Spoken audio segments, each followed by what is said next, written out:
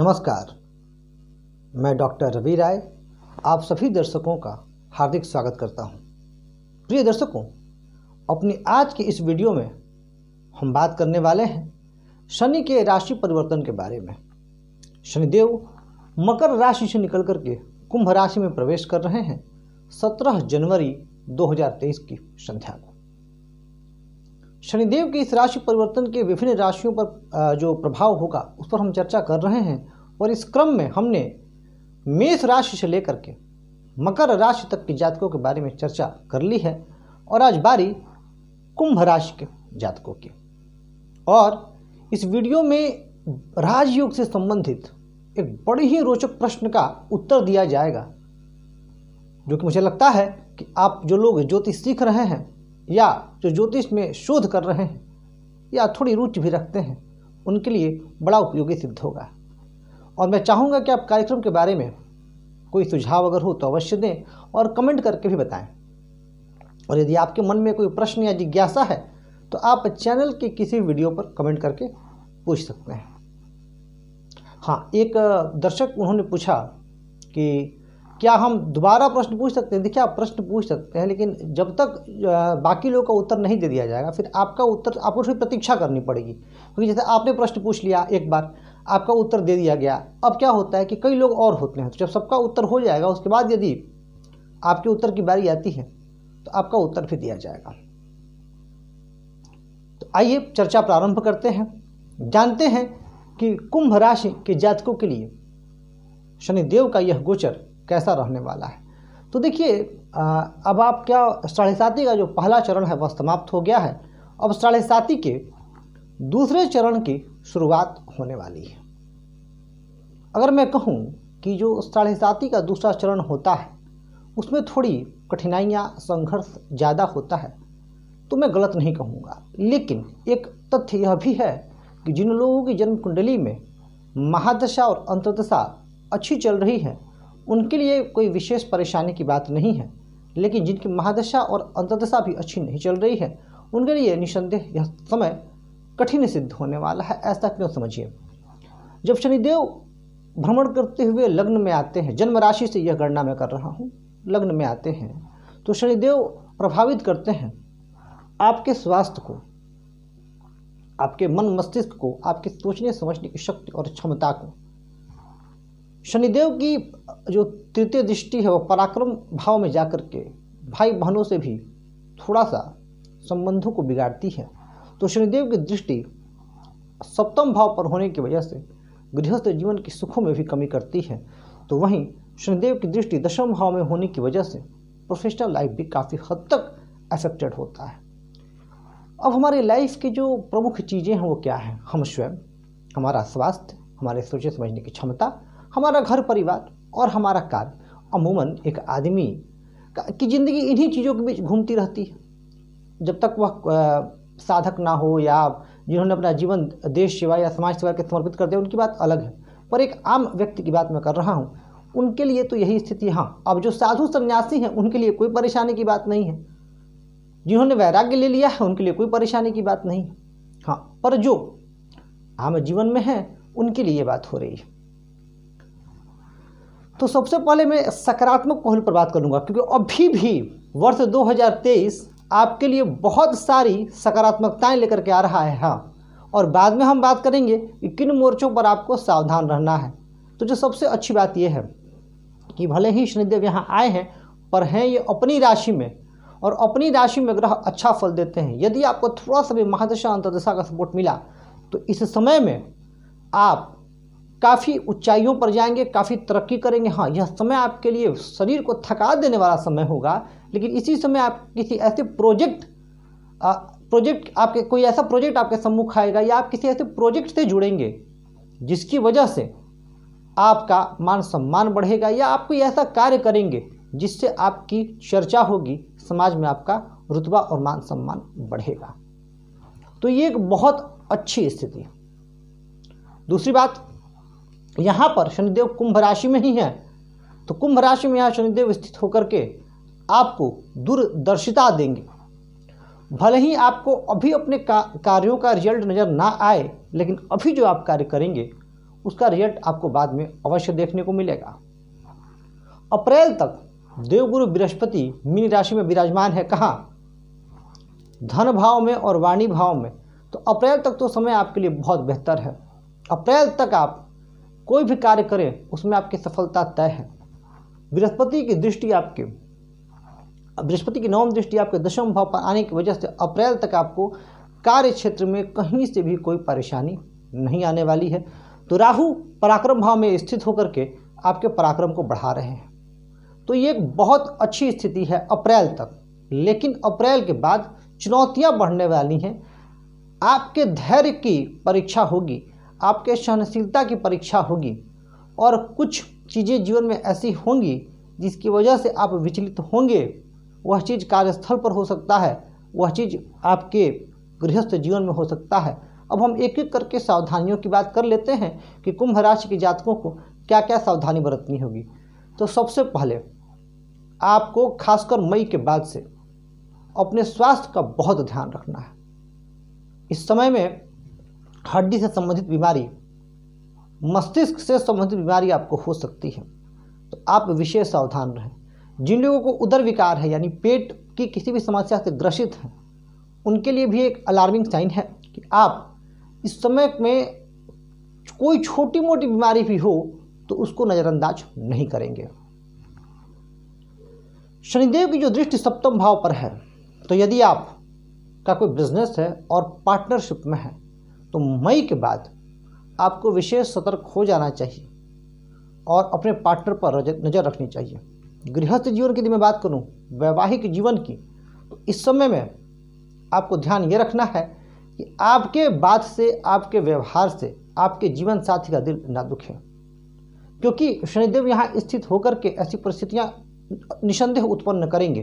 क्योंकि ये जो दृष्टि है यह इनकी शत्रु राशि की दृष्टि है।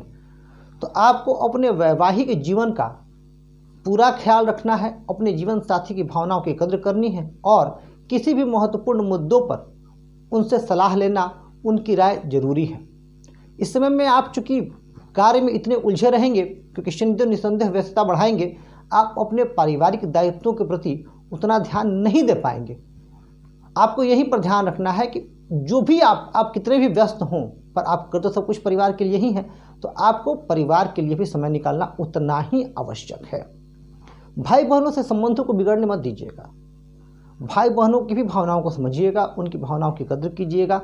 आपसे जो नीचे काम करते हैं यानी जो आपके सबऑर्डिनेट्स हैं, उनसे भी आपको अपना व्यवहार अच्छा रखना है। कई बार आप काम की धुन में या फिर अति महत्वाकांक्षा में डिक्टेट करने लग जाएंगे और लोगों को लगेगा कि आप तानाशाह हो रहे हैं, डिक्टेटर हो रहे हैं, तो उस रवैये को आपको नियंत्रित रखना है।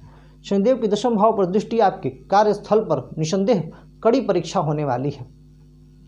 आप पर इसी समय, यही वह समय है जब आप पर महत्वपूर्ण जिम्मेदारियां सौंपी जाएंगी और आपको धैर्य के साथ उन जिम्मेदारियों का निर्वहन करना है।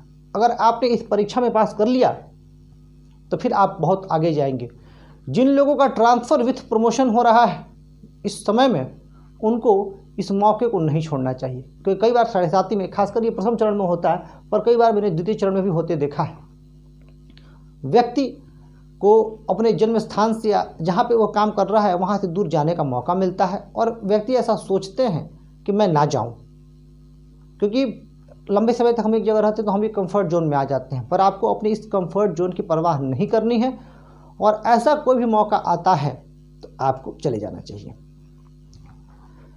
अगर बात की जाए जो लोग लव लाइफ में हैं, रिलेशनशिप में हैं, उनके लिए भी इस समय उनकी परीक्षा लेने वाला है, खासकर मई के बाद। मई तक तो बहुत चीज़ें अनुकूल रहेंगी, लेकिन मई के बाद आपको विशेषकर ध्यान यह रखना है कि आप की बातों से आपके पार्टनर का दिल ना दुखे और आपको थोड़ा सा बैलेंस्ड होकर के चलना है।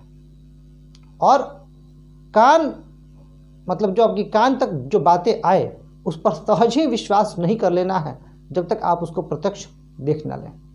यानी किसी ने कुछ भी आके कहा और आपने विश्वास कर लिया और सामने वाले को भला बुरा कह दिया, इस प्रवृत्ति से आपको बचना है। हालांकि आप ऐसा करते नहीं हैं, कुंभ राशि के जातक बड़े समझदार होते हैं और सबको मिला जुला कर चलते भी हैं, परंतु फिर भी इन बातों का आपको ध्यान रखना है।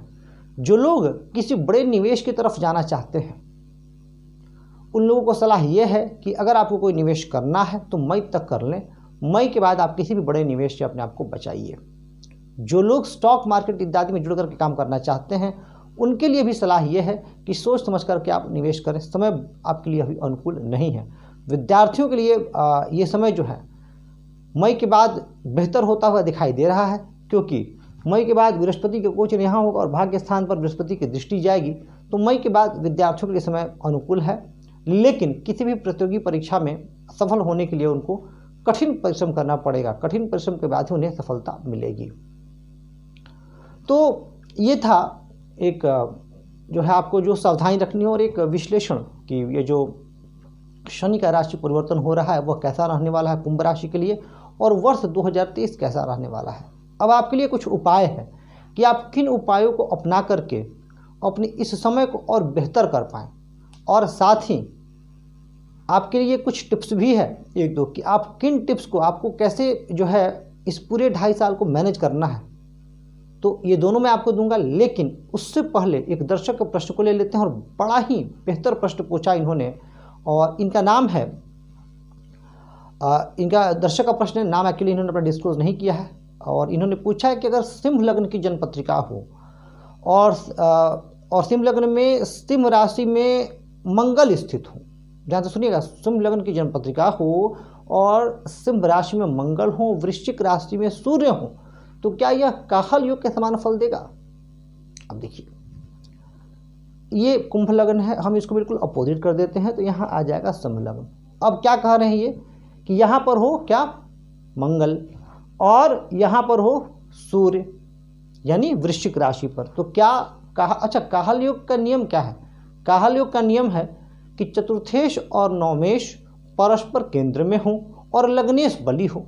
अब यहाँ के लिए लग्नेश कौन है, सूर्य, और चतुर्थेश कौन है, मंगल। सिंह लग्न के लिए चतुर्थेश कौन है, मंगल, और भाग्येश भी मंगल है।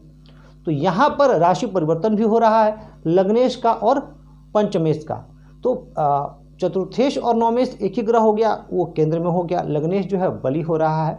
तो काहल योग का जो पूर्ण फल है वो आपको मिलेगा, निसंदेह मिलेगा, क्योंकि हमें जब हम किसी भी चीज़ को जब इंटरप्रेट करें तो उसको हमको बिल्कुल लॉजिकली करना होगा। हाँ, लेकिन यहाँ पर आपको ध्यान ये रखना है कि जो मंगल है, मंगल शुभ नक्षत्रों में हो और मंगल नवमांश कुंडली में और दशमांश कुंडली में अच्छी स्थिति में हो, तब आपको काहल योग का ज़्यादा लाभ मिलेगा। और अगर मंगल की जो स्थिति है, मंगल पर अगर किसी शुभ ग्रह की दृष्टि हो तो और श्रेष्ठ, जैसे गुरु इत्यादि की। देखिए यहाँ पे सूर्य लग्नेश है, चतुर्थेश में आ रहे हैं, चतुर्थेश लग्न में जा रहे हैं, तो ये परिवर्तन हुआ, और ये परिवर्तन राजयोग हुआ। और लग्नेश चतुर्थेश का परिवर्तन राजनीति में या जनता से जुड़ करके, जिसमें प्रत्यक्ष रूप से आपका जनता का जुड़ाव हो, जहाँ आप जाके लोगों से मिलते जुलते हो, उन चीज़ों में यह बहुत भारी सफलता देता है। तो आप निश्चिंत हो जाए। काहल योग का जो कंडीशन है वो पूर्ण रूप से सेटिस्फाइड नहीं हो रहा है, परंतु लॉजिकली इंटरप्रिटेशन से हम इस बात पर आ सकते हैं कि आपको काहल योग का फल मिलेगा। काहल योग के 2 नियम होते हैं। दूसरा नियम यह होता है कि अगर ये स्थिति ना हो तो उस स्थिति में अगर नवमेश अपनी उच्च राशि स्वराशि में भी स्थित हो और शुभ ग्रहों से दृष्ट हो तो भी काहल योग का आपको फल मिलता है। और दशमेश के साथ एक और इसमें नियम आता है कि दशमेश के साथ उच्च का स्वराशि होकर के दशमेश के साथ स्थित होना चाहिए। जैसे इसी कुंडली में अगर मंगल उच्च के हो जाए, मंगल उच्च के कहाँ होंगे, मंगल उच्च के होंगे सिंह लग्न के पत्रिका की बात की जाए तो यहाँ पर, और यहीं पर अगर शुक्र के साथ स्थित हो जाए तो भी काहल योग का फल मिलेगा। तो 2 नियम काहल योग का बता दिए, एक तो चतुर्थेश और नवमेश जो है परस्पर केंद्र में हो, लग्नेश बली हो। दूसरा नवमेश जो है चतुर्थेश या नवमेश आपके नवमेश जो है, खासकर नवमेश आपके उच्च के हों, स्वराशिस्थ हों और दशमेश के साथ बैठे तो भी काहल योग का फल मिलता है। या फिर चौथे भाव के स्वामी भी आपके स्वराशि के हों या उच्च के हों और दशम भाव के स्वामी के साथ बैठे हों। अब हम बात कर लेते हैं उपाय की और कुछ टिप्स की। तो देखिए टिप्स आपके लिए ये है कि इस वक्त आपको किसी भी प्रकार की जो वर्क पॉलिटिक्स होती है, वर्क पॉलिटिक्स में नहीं उलझना है। दूसरा टिप्स ये है कि इस वक्त आपको अपने गुस्से पर और अपने क्रोध पर नियंत्रण रखना है। और तीसरा टिप्स आपके लिए ये है कि आप इस पूरे वर्ष जो अगला 2.5 साल आने वाला है, पूरे 2.5 साल आप एक बैलेंस्ड अप्रोच लेकर के चलें। वर्कोहॉलिक होना काम एम्बिशन की पूर्ति के लिए अच्छा है, लेकिन फैमिली लाइफ को डिस्टर्ब कर देता है। तो आपको इन 3 मोर्चों पर ध्यान रखना है। और अगर आपकी इच्छा पूर्ति में विलंब हो रहा है तो धैर्य रखेंगे। उपाय आपके लिए है कि आप हनुमान जी के शरण में जाइए, जितना ज़्यादा हो सके हनुमान जी की पूजा कीजिए, हनुमान चालीसा, बजरंग बाण, हनुमान अष्टक, हनुमान जी से प्रार्थना कीजिए कि वो आपके कष्टों को दूर करें। भगवान श्री राम की पूजा करें, राम रक्षा स्तोत्र का आप जप करें, क्योंकि स्वास्थ्य के लिए यह समय आपके अनुकूल नहीं दिखाई दे रहा है। तो आप इन उपायों को करके यह जो 7.5 का समय है उसको आप अच्छे से गुजार सकते हैं। और साथ ही जो भी असहाय लोग हैं उनकी मदद करें, और शनिवार के दिन काला कंबल वितरण करें जो बहुत ज़रूरतमंद है उन लोगों में। तो प्रिय दर्शकों, ये था कुंभ राशि पर शनि के गोचर का प्रभाव। मुझे पूरी उम्मीद है और विश्वास है कि आपको यह कार्यक्रम पसंद आ रहा है, और कहना चाहूँगा आपसे कि आप वीडियो को लाइक करें, सब्सक्राइब करें और शेयर करके हमें अपना प्यार और स्नेह यूँ ही देते रहें। इस वीडियो में बस इतना ही। धन्यवाद।